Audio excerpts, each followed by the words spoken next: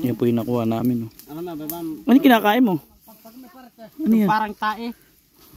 Tae ng pukyutan. Oo, parang tinapay.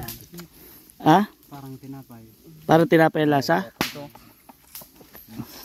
Asan yung parang tinapay ang lasa? Yung kulay dilaw. Ah, ayan. Singakil? Tae ng buwit. Ah, ayos ah. Tara. Ito po yung niluluto yung puti na yan. Yan po yung niluluto. Lulutuin natin, Dan? O, sige. Saan tayo magluluto? Sapa? Doon na lang. Lutuin daw po namin. Para matikman natin kung ano lasa sa buho. Hindi naman pala napuno yung kulumbo. Hindi na nga ako sumuti. Hindi naman kasi ako takot dyan. Tumatakbo lang. Pag wala nangangagat, hindi takot. Hindi takot. Pag kami nangangagat na. Kasi natakot na yung pukyutan. Ayun, tara. Ayun po, uwi na kami. Hindi pa pala. Magluluto muna kami. Lulutuin natin yan. Tikman natin kung ano lasa. No? Ang dami natin kakain. No? Ayan. Ano, Pat? Sarap. Ang mahirap dito yung pag-uwi. Matarik po kasi. Sobrang tarik. Halos nasa tuktok kami ng bundok. Pababa naman kami ngayon. Abangan nyo na lang po yung gagawin namin. Magluluto kami.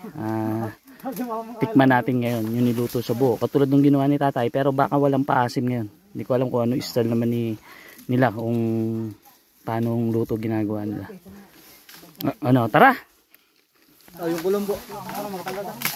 O yung mga nagkulambo ng mga takot.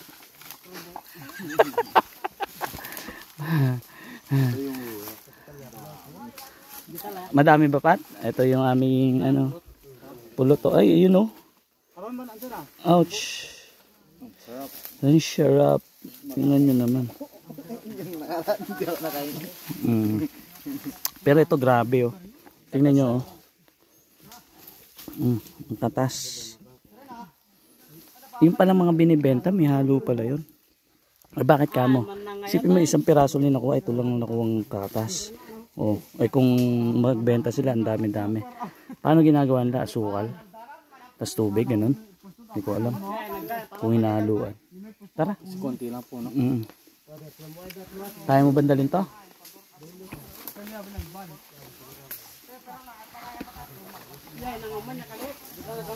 Ang bango ng pulot. Amoy pids. Alam mo ba ang pids is talagang hinaluan ng pulot? Yun po. Kaya po pala masustansya.